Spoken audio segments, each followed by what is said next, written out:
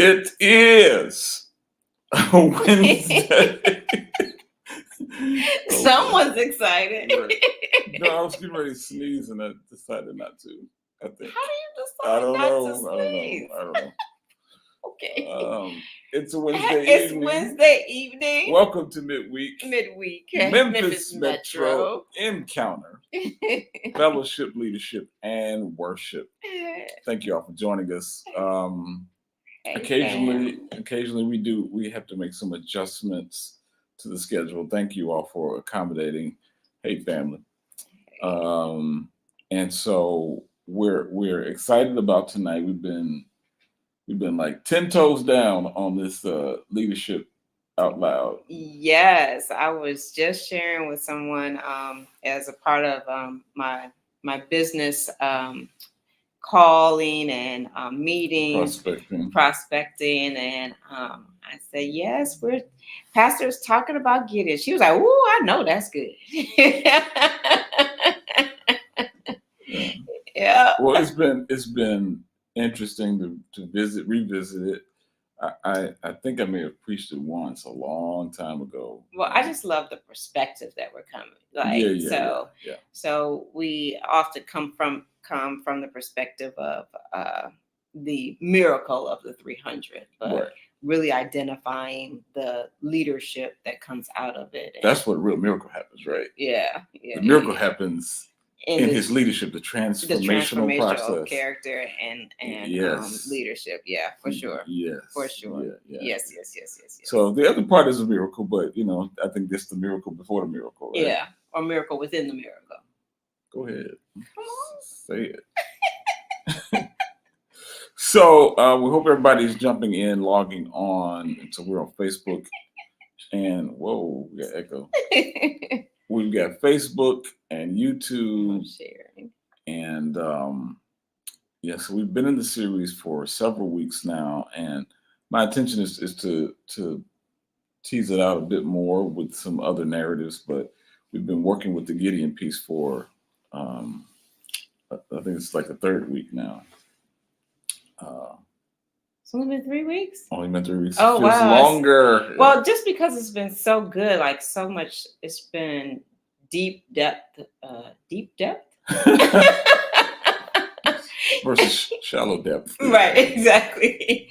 But we've had a lot of information and gained a great deal from it. Yeah, some of the strategy here is to help people see that this just isn't a Bible story, but this is where people live and breathe with regard to how they engage in leadership. Hey, fam. And so want to encourage everybody to if you haven't had opportunity to view previous Wednesday evening encounter sessions, then join us. Go back and look at them. As a matter of fact, this Sunday we'll be on this platform live in person. That's right. Live in person? No. Live in virtual. Yes.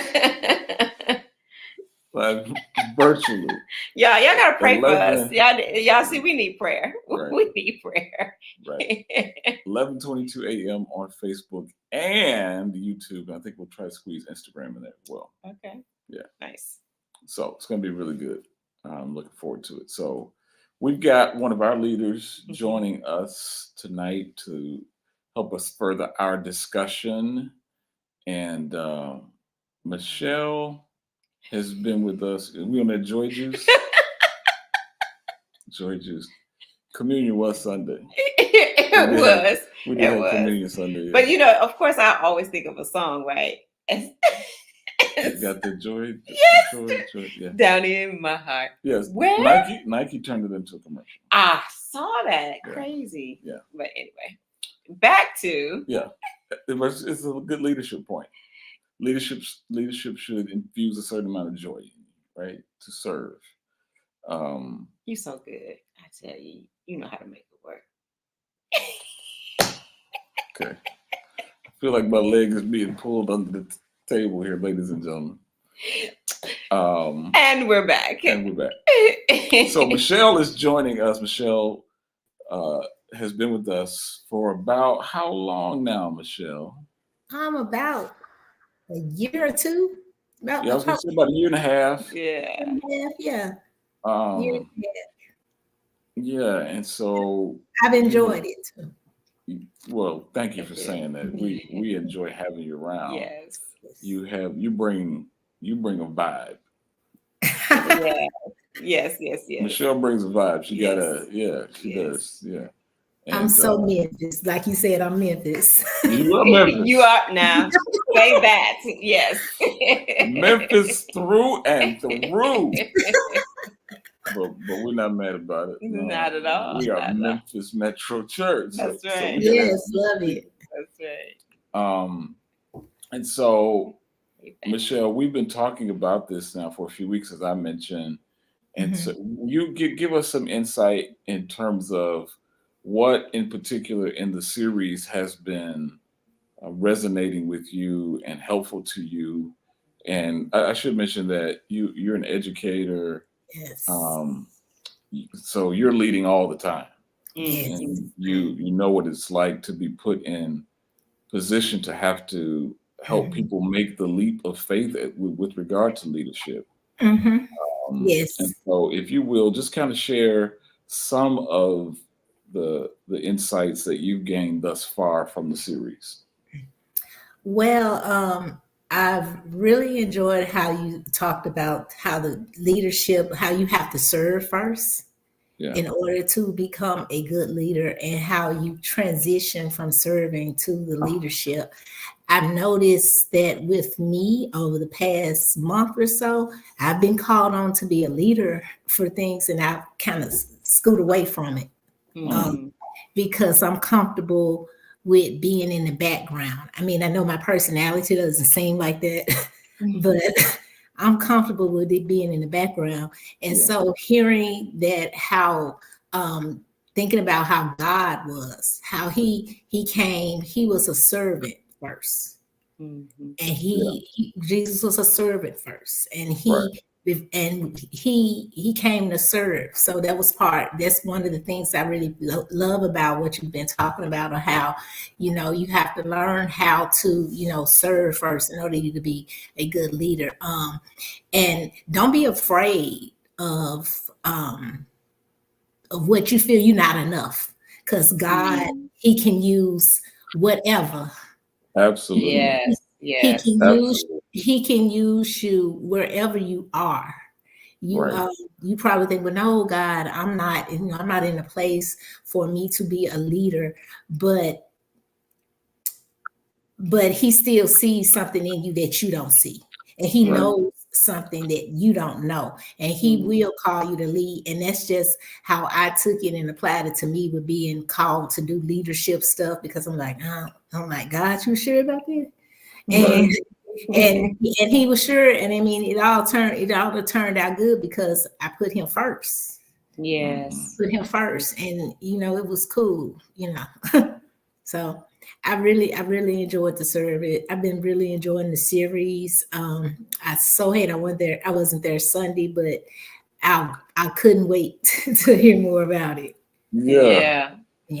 So Sunday we talked a little bit more in depth about Gideon's path. And so I approached it from this idea of the undercurrent of the relationships that were at stake.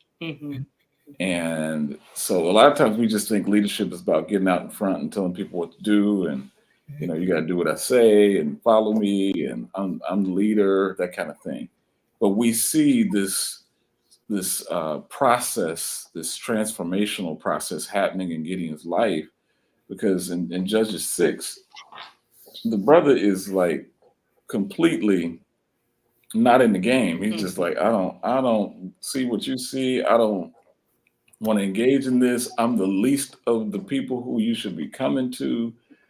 And as you stated, Michelle, God, he knows, he sees things in us that we just do not see. And he gives us the room and the opportunity to come to the forefront and say, okay, I am going to cooperate with the grace that you have for me.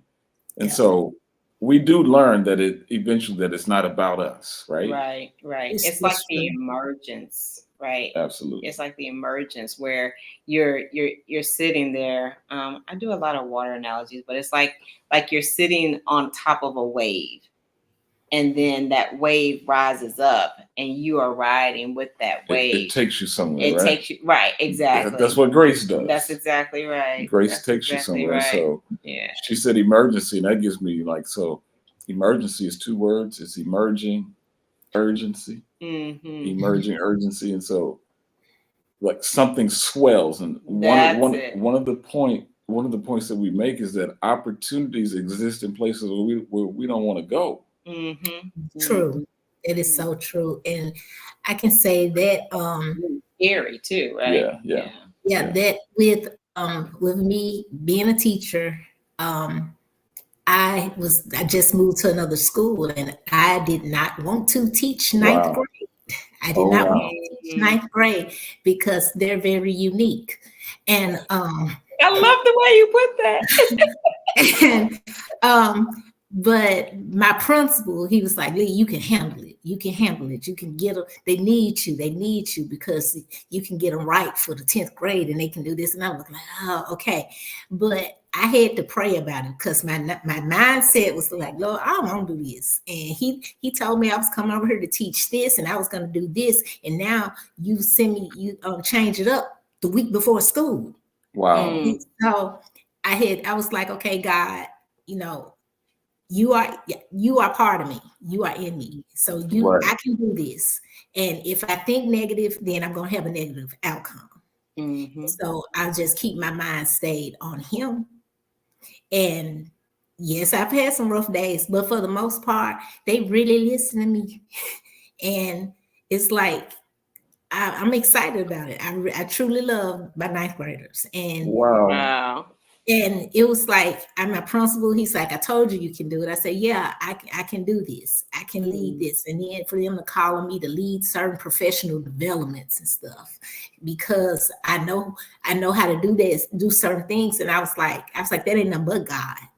This is nothing but God. So I give all credit to him when he became the leader. And I think, he knew, God knows that I'm ready for leadership. I just didn't know that I was ready. And I didn't know that he knew. That's the way you work sometimes. It right? is. It is. Yes. Yeah. And I'm thankful. And he saw something in me that I didn't know I had, Mm-hmm. Yeah. I want to pull up some of the points that we came across on Sunday and reemphasize some of these because there are people out listening and evaluating the circumstances versus identifying who God is in the situation. Mm-hmm. Mm-hmm. Right? Mm-hmm. We pick. Mm-hmm. We pick. And Right. so sometimes we'll pick the circumstance over the power of God. Right. And we'll say, oh, that looks like it's too much. Oh, it's too big. Oh, I'm overwhelmed.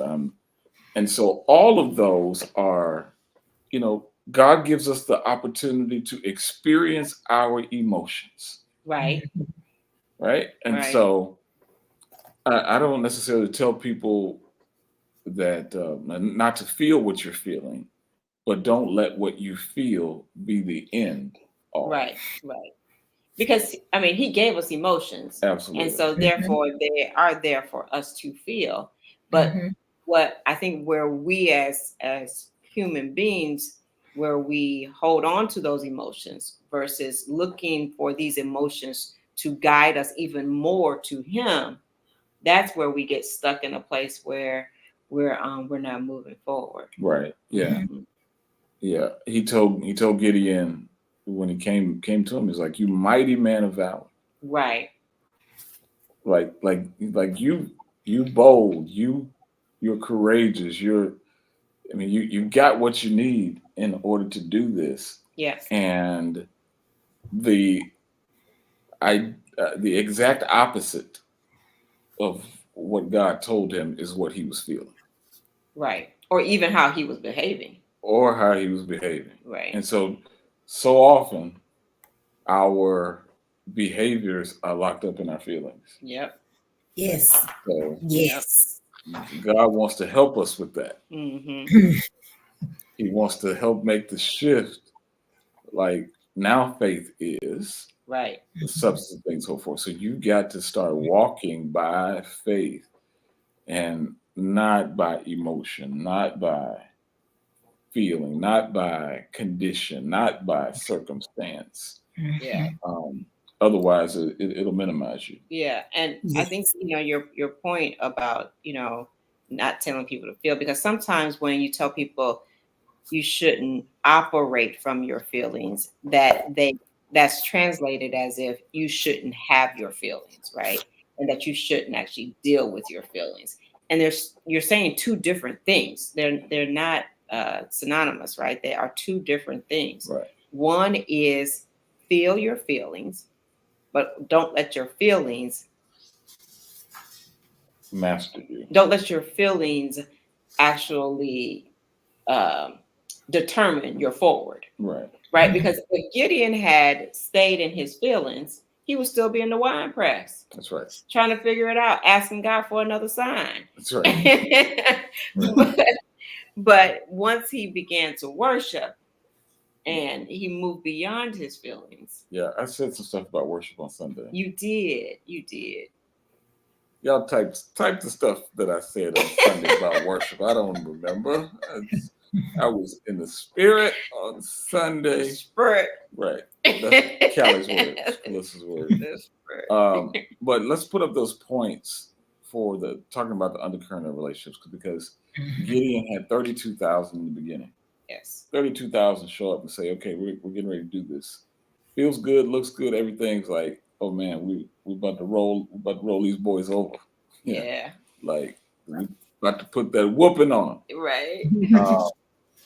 And so God takes the number down intentionally, because too many of us find ourselves looking at what we think we have to determine whether or not we're going to win. Woo! Yeah. That's it. Too many of us look at the things that we have and we make our outcome based on what we currently have. That's not how God works. Right. Just not how he works. And so we take the number 32,000, and so God says, hey, you got too many with you, and so now you got to reduce that. So tell everybody who is, I'm going to use the Memphis word, tell everybody who's scared, not scared, scared. Everybody who's scared. Scared. That's it, yeah. Tell everybody who's scared, go home. Go home. Like 32,000, right? And so it dwindles, right? Yep. So 22,000 leave. 22,000. 22,000 leave at one point. And so there has to be a security that you have about your identity when people are preparing to leave you. Yeah. I just think about the idea, and I may have said this in a previous session, but if I started out with 32,000 on my side and 22,000 people left, I'm like, I'm a failure. I'm done. It's over. Yeah. Like that's 2/3, over 2/3. Yeah. Of what he began with. Right. So, but it wasn't his failure. It wasn't a failure at all. It was actually. It's a sanctification, is what it is. Yes, it is. Come on, sanctify. Because when God's taking you certain places and people around you, he'll start cutting them. Absolutely. And they're not meant to go with you. So they're not meant to go into that battle with you, because he sees something in them that you don't see. And you probably like, oh my God, what? Huh? Not them. We've been 10 toes down for each other for years. And he clears it so that he can get the glory in what he's about to do in your life. So your circle will get smaller. And so we get in when he cut those people, when he cut his soldiers down, he already knew. He saw what was coming forward. So you didn't need all of these people. You got this, you know. Yeah. Right. So one of the things I mentioned on Sunday was when God starts cutting away, we have to be all right with people who we thought were going to be ride or die,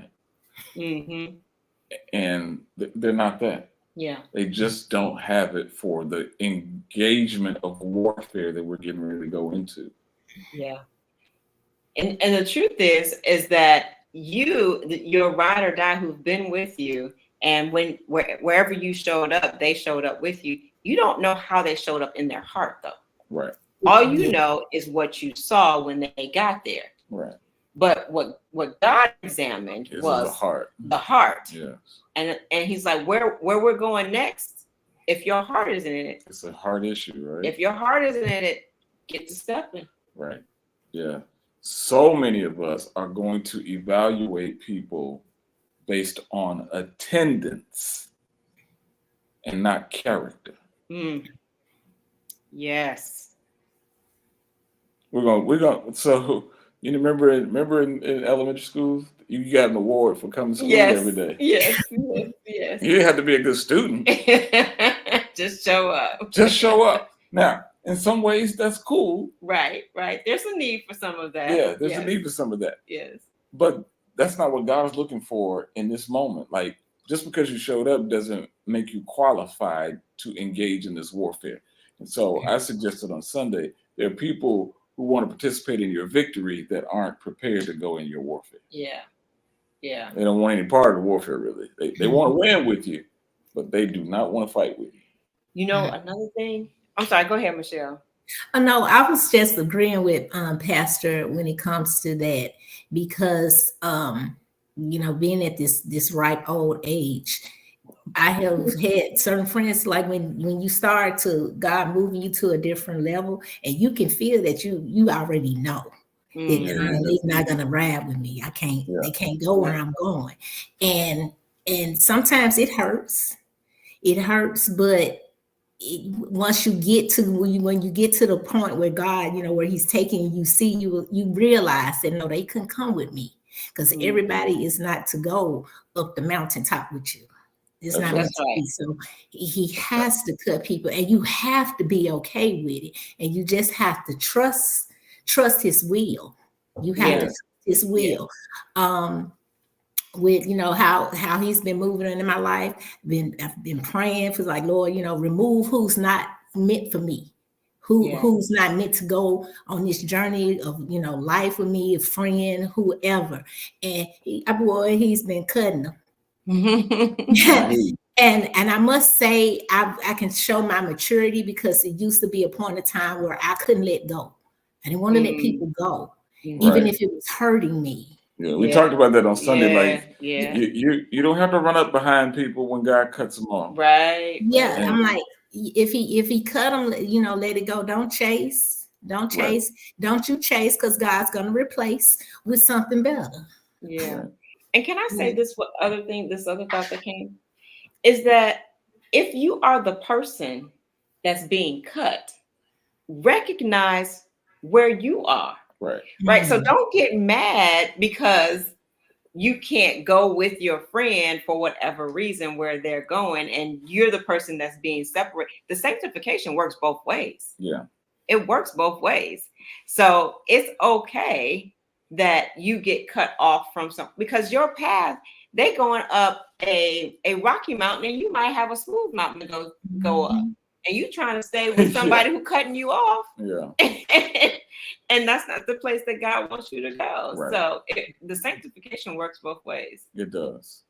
And so I say this when it comes to some of these relationships that we think we have to hold on to or have to have. You don't, when God is on your side, you don't have to have people's approval, applause, or appearance. They don't have to show up for you. When God is on your side, they don't need to clap for you. Right. When God is on your side, they don't need to vouch for you. When God is on your side, right, you don't need their approval.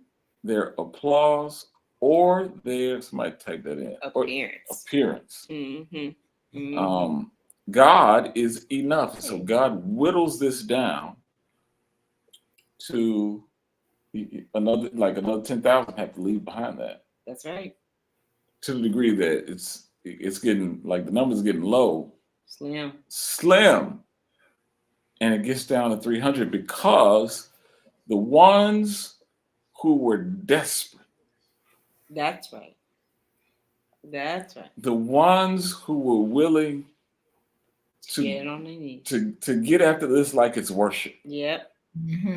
Yeah. Those were the ones that God included in this process. Yeah. And so it reemphasizes and reiterates the necessity to have a heart of worship. Yeah.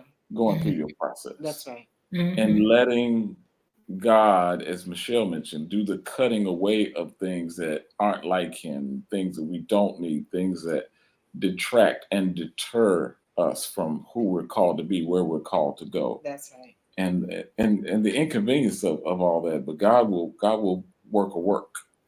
Yeah. If you let him work, it'll work. Yeah. And one thing too, when you talk about cutting, when God cuts people, it's in your best interest, and it'll behoove you to allow him to cut them, because when you're trying to hold on to it, you're like, no, God, no, I need to hold on to this one. Right. The longer you hold on to it, the more it's gonna take you under. That's right. I mean, it's not going to destroy what God has planned for you. It's still going to happen. It's just going to take longer, and you're delaying the process. You're delaying the process. Mm-hmm. Exactly. So that's where you have to change your heart and just trust God. That's right. And trust the process. I mean, like, completely. I say that to myself. I have to remind myself, because I have a problem with being trustful, that patience. And I think that a lot of Christians, we have that trouble where you not patient. You like, okay, Lord, I praise for you. I prayed for this at 10 o'clock. Well, I ain't got it. It's 10. So, you got to trust the process. You have to trust the process. Yeah. And could I say one more thing that I saw? A point that you had made, where I saw you was talking about analysis paralysis, that overthinking. And I can honestly say, and I'll be very transparent, I suffered with it. And for a couple of years, I was in therapy because of overthinking. And it led to anxiety and depression and all of that. But once you get tired of feeling it a certain way, I just decided, like, go to scripture, where God says, be anxious for nothing. Right. Keep your mind stayed on him. Yes. And I think that'll help combat with overthinking and, making difficult decisions. I think a lot of people, even in leadership, we try to overanalyze things, like, oh my goodness, now if I do it this way, is this going to happen? But just trust and put it in God's hand, and just wait to hear from him. You have to change your heart. You truly have to change your heart. And I promise you, it's fine. Come on, Memphis.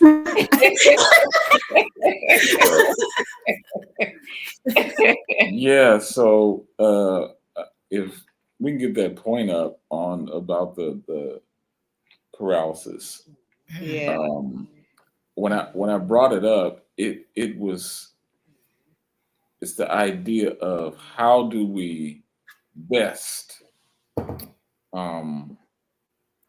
fight this, because so many of us want to think about all of the potential outcomes and the different paths and routes that we can take. Right. And it's just it gets dangerous. It does.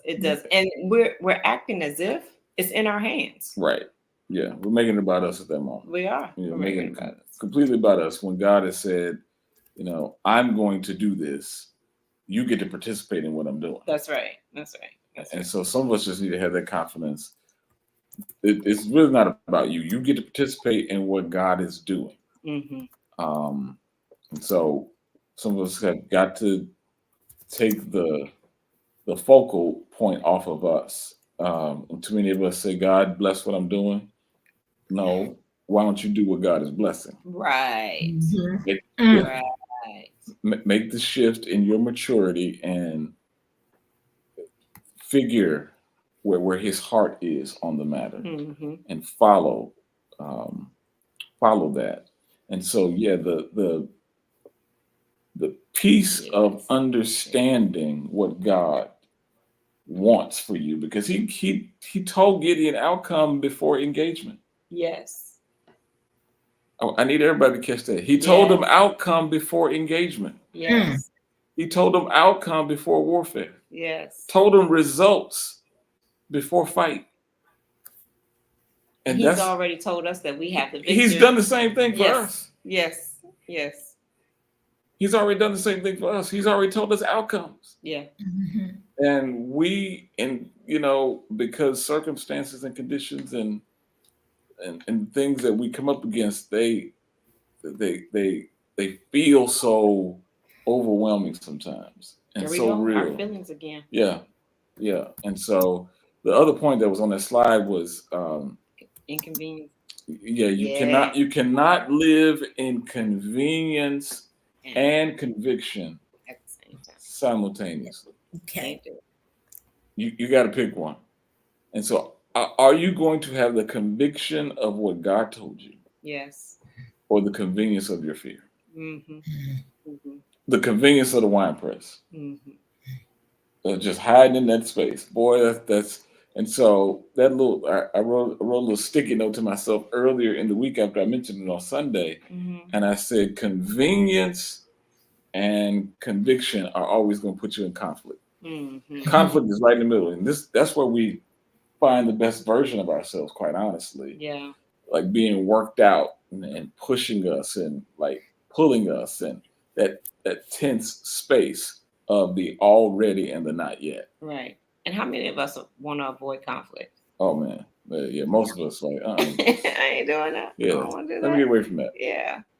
Let sleeping dogs lie. I don't want to do that. I don't want to do that. But it's not talking about being messy, right? That's not now. So, somebody out there, you stirring up mess talking about Pastor said I needed to be in conflict. No, ma'am. No, not sir. That no. That is not what we're talking about. Right. But it's the tension that you have when you are refining yourself. Absolutely.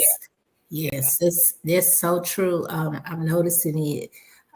When God is taking you and working on you and transforming you from the inside out, certain things that you used to do, certain people you be around, it's just, it just changes. And he is refining you, like your thinking. I could put it like convenient. It's easy for you to hang around that person that's always gossip. It's convenient, so you can hear out the juice, because you can be in on all the latest. When somebody bring it up, you can say, girl, yeah, I heard it too. And you can participate in it. But because that's convenient, but your conviction is, I'm not going to participate in it because that's not of God.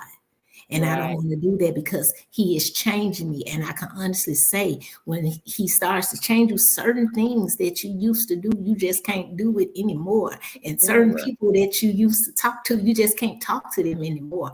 And you can't be mad, got to accept it. And you tell them, I've had plenty. And folk laugh at me because I truly tell them, I say, look, we're going to have a benediction. May the Lord watch between you and me while we are absent one from another. Because God has something planned for me and I gotta cut you loose. Yeah. You gotta cut it loose. So you gotta choose.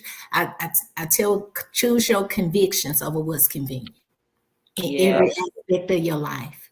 Yes. Absolutely. It's a choice. That's good. It's a choice. Yeah. Yeah. That's really good. That's really good.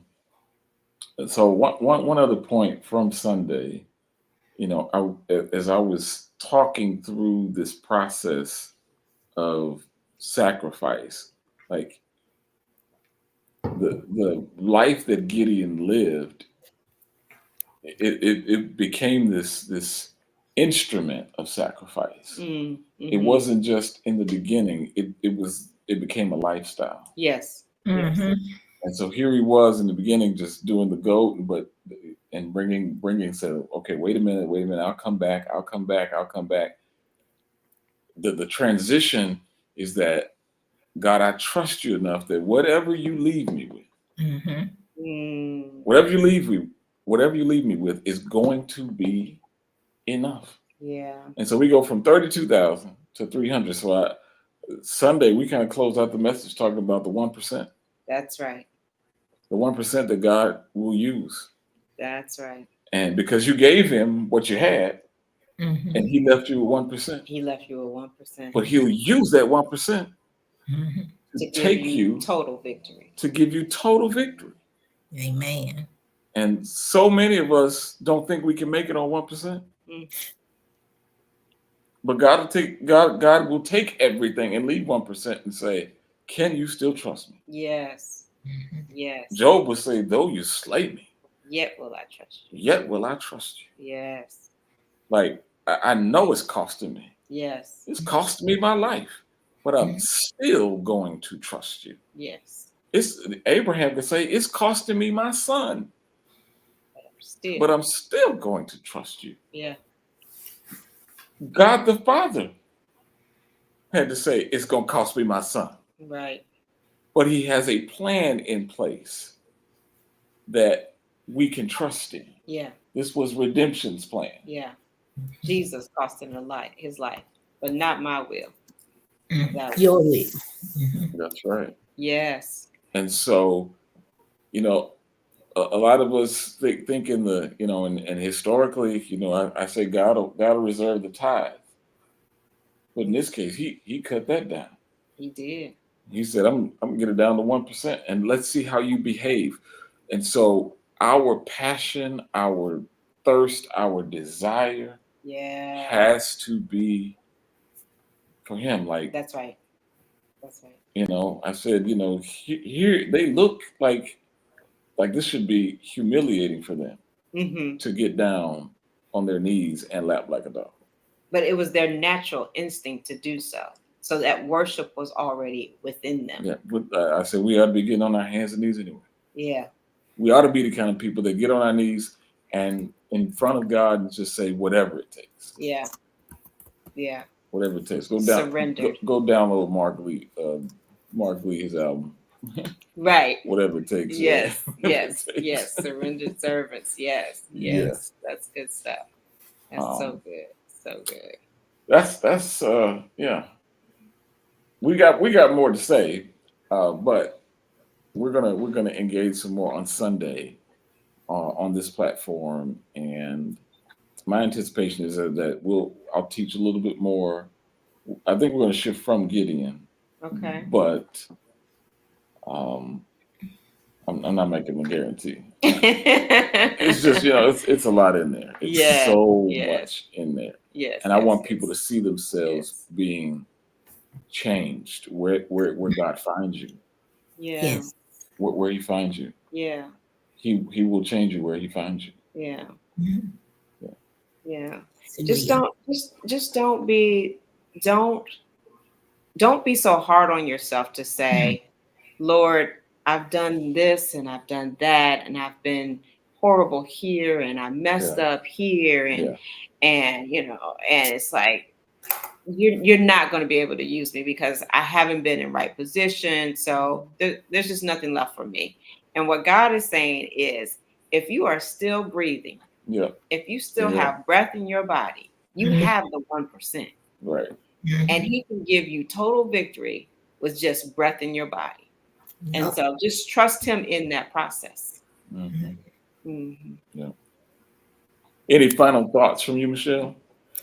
Well, when you said trust in the process, that takes being patient, having faith, and just truly believe in God at his word and what he says that he'll do, and relinquishing control. Yes. You have to let go of control. Yeah, And, that's the sacrifice for some of us, right? Yeah. yeah, control, because when God started working, like, well, look, God, I pray for this, I want this, but let me help you out, because feel like you need a little assistance. But just trusting God, and where he's taking you. And sometimes the trusting may not be like what you truly you asked for, prayed for, what you had planned.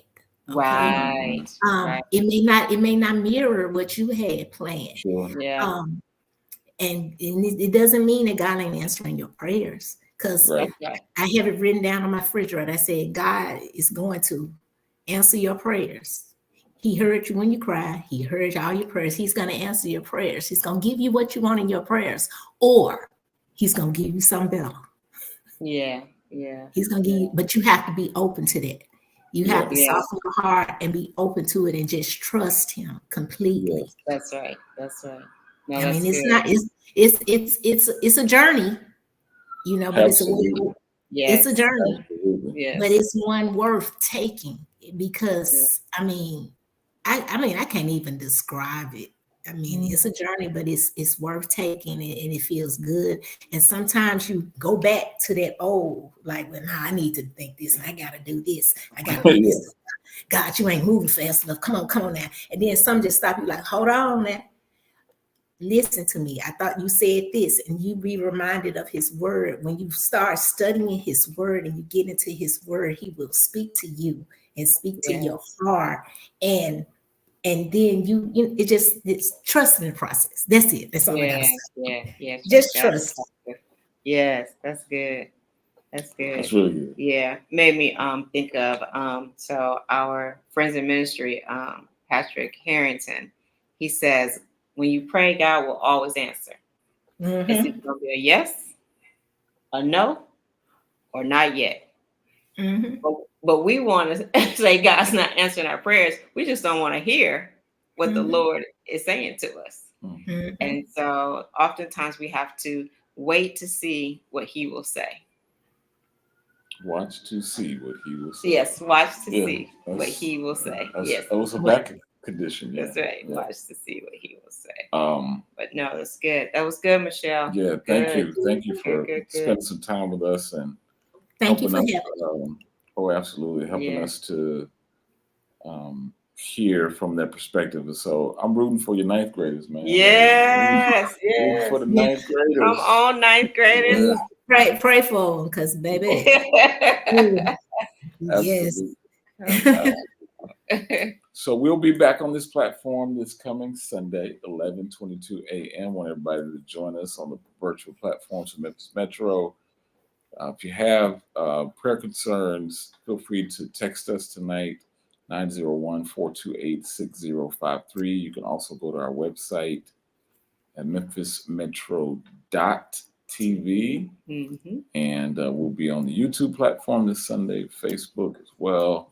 And like I said, we're going to try to squeeze Instagram in the mix. Okay.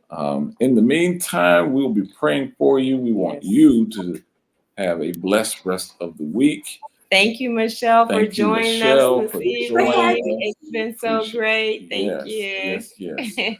For Elder Les and Michelle, this is Pastor Matt, Memphis Metro Church Fellowship, Leadership, Worship. We are